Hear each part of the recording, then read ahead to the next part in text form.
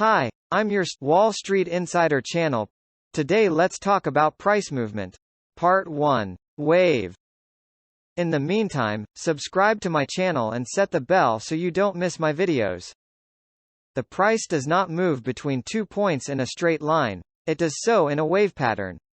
At first glance they seem to be random movements, but this is not the case at all. The price is shifted up and down by fluctuations. Waves have a fractal nature and interrelate with each other. Lower grade waves are part of intermediate grade waves, and these in turn are part of higher grade waves. Each uptrend and downtrend is made up of numerous minor uptrend and downtrend waves. When one wave ends, another wave starts in the opposite direction.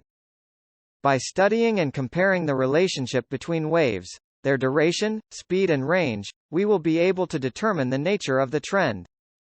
Wave analysis provides a clear picture of the relative changes between supply and demand and helps us judge the relative strength or weakness of buyers and sellers as price movement progresses. Through judicious wave analysis, the ability to determine the end of waves in one direction and the beginning in the opposite direction will gradually develop. In the second part we will talk about the price cycle. Don't forget to subscribe and click the bell so you don't miss my tutorial videos. See you all later.